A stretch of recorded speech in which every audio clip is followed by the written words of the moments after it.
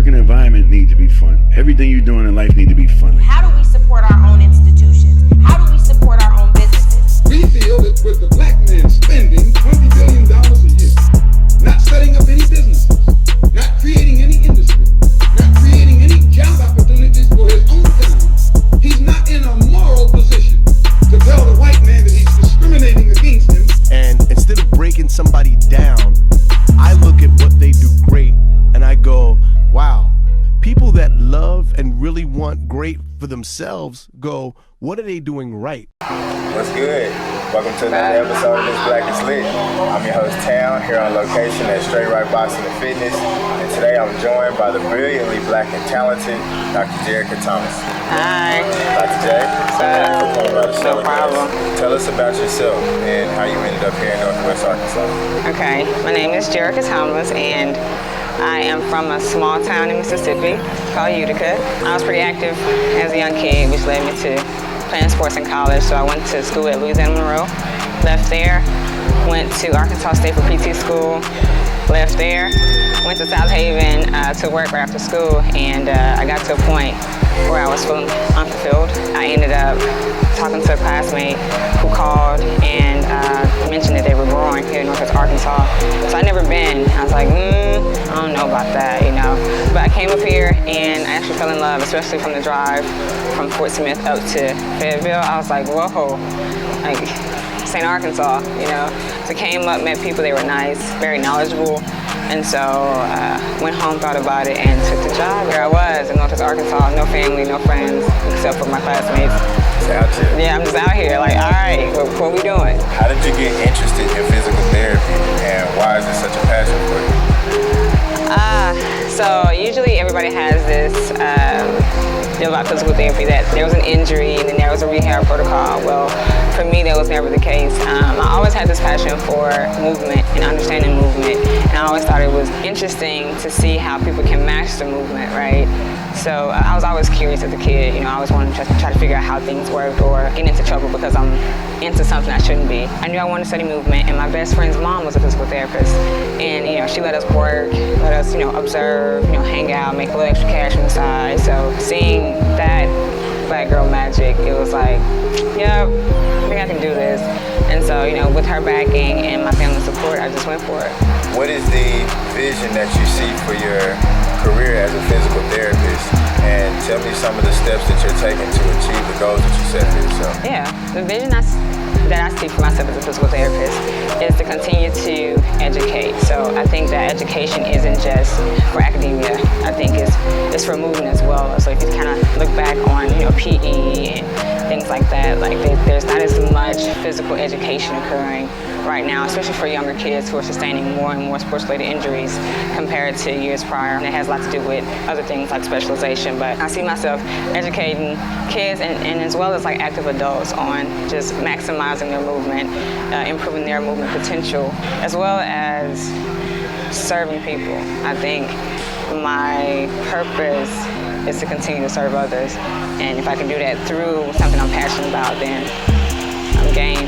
I do produce a blog weekly to help educate on recurring injuries in like active individuals, doing free seminars, doing free clinics, free pop-up clinics, free workshops, just to improve awareness. And that's always a great first step, is just to demonstrate your services to people and demonstrate the value of what you're bringing. Right. Simple things that they can do to improve their health. Right. To help each person become a better healthcare consumer is the end goal. Because right now, with the gate being open to access to a lot of different people, sometimes it gets hard to decide, like, who do I need to see or where should I go? I sprained my ankle, and you know, athletic trainers, PTs, like we're good at triaging those situations and helping you decide like what should be the next step in your plan of care. So I definitely push for conservative care first before we decide to kind of commit to opioids in the surgery, unless otherwise needed, you know. Yeah, some situations. Yeah. Boy, KD, man, keep your head up, man. Yes, please, KD. Take it easy. It's crazy. I know, right? So, tell me some of the challenges that you face in your career as a physical therapist. One of the main challenges for me right now is being so far from family, you know. So whenever I have a hard day or I am just having a hard time, you know, to actually go home and vent, or to get a warm hug from somebody that means the world to you. Like, that's been hard. So as I kind of navigate the realms of entrepreneurship, having just a hug from dad, like that's definitely a challenge for me right now. Learning things that you otherwise didn't know that you're having to make mistakes on and learn from, it isn't necessarily bad, but it's definitely a challenge because there's a learning curve for you. So in your mind, you want to progress and you want to get there, and you want to get there on this continuum or this smooth transition.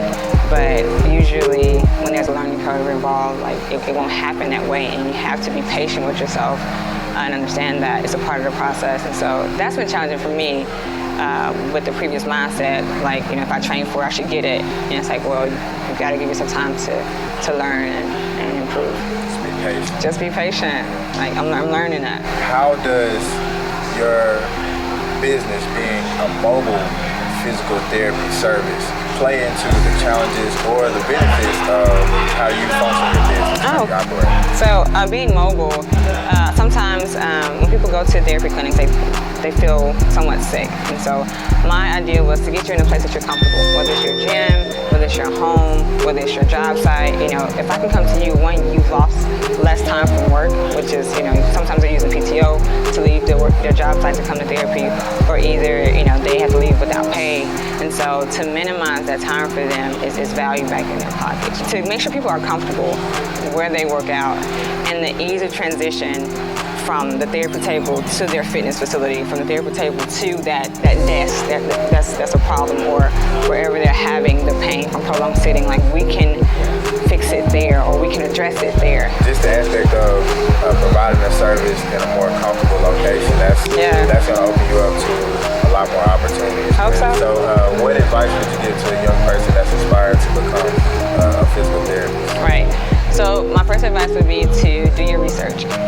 Research what it is that physical therapists do, or find your mentor. Like, I can't stress how much a mentor can help you navigate the process of going to PT school and finishing. Observe, like, go get a job as a physical therapy tech, or go and observe before you have to do your application process, to make sure that that's something that you can see yourself doing. Because the physical therapy field is so broad. Like, there's so many avenues you can take. So to figure out what it is that you kind of meld with, which may change, but just understanding what else is out there, so that you can go, I can be fluid and dynamic. I can flow between all of those things, because you're going to have to know all of it for school. So I would never say do your research, observe, learn, get a mentor, and always pray, plan, and pursue. Where can we find out more about your work? Visit the website at www.adaptlf.com, or you can follow me on Instagram at ADAPTNWA, as well as Facebook, ADAPTNWA. So everybody follow Dr. J Please. at her social media sites. Go check out her website, find out more information about all the dope services that she provides, and check on yourself, man. Health is wealth. We definitely want to thank you for taking the time to stop by the show with us. My pleasure. My pleasure. We're proud of everything that you've accomplished thus far, and we're looking forward to everything that you will accomplish with your service and with your business. Likewise. We're proud to see you being a visionary that's creating change for people like you and me. So definitely keep doing what you're doing. Up next on this Black and Slick, we're going to have another edition of Get Out Your Feelings, and our word of the day. What's good? It's your boy Town the Hood Scholar. It's time to get out your feelings.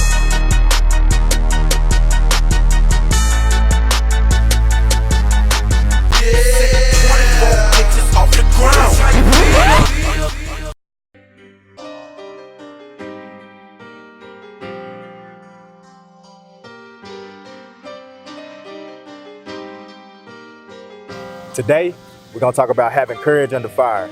We often encounter legends and stories of individuals who stood up against injustice and oppression. Many of these people became names that we know and celebrate. Harriet Tubman, Martin Luther King Jr., Rosa Parks, Fred Hampton, Toni Morrison, and Kwame Ture, among others. But there are far more numbers of average people who made and make decisions to stand up against oppression and injustice every day. But how do we make the decision to face injustice and oppression square on? Courage is a key aspect for anyone wanting to begin the work of creating change. those people we know and those we don't who stood for justice, all made conscious decisions to throw themselves wholeheartedly into their belief in a better world.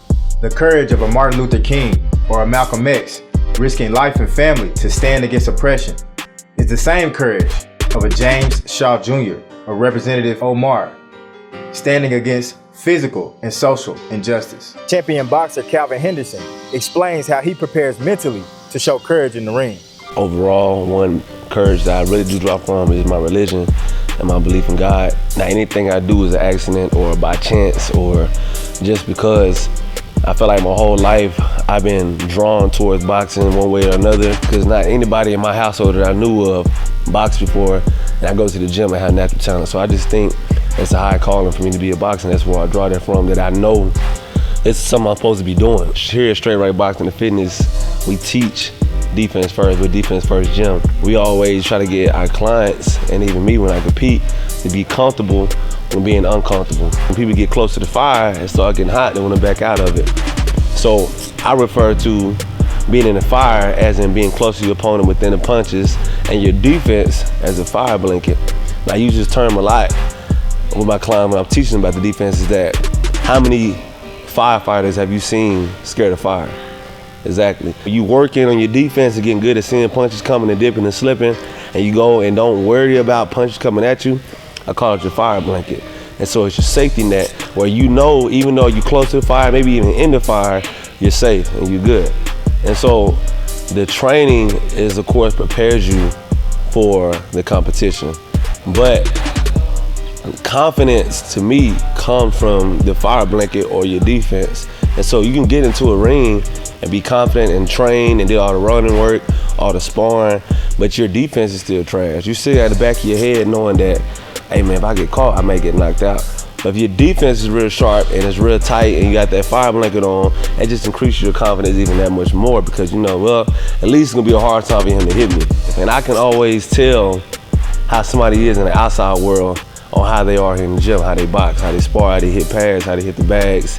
And that goes the same thing with the fire blanket, that it's the confidence and knowing that you have that fire blanket to protect you and to hold you safe in the fire. It's the same thing out in the real world. It's confidence knowing that you got the teachings, the understandings, and the blessings to go out in the real world and succeed without the doubt of people talking about you, what they're gonna say about you, or how they feel about what you're doing. You got that confidence that you put in the work, whatever your profession is, whatever your field is, that can't nobody take that from you. Don't misunderstand me, the fire is very hot.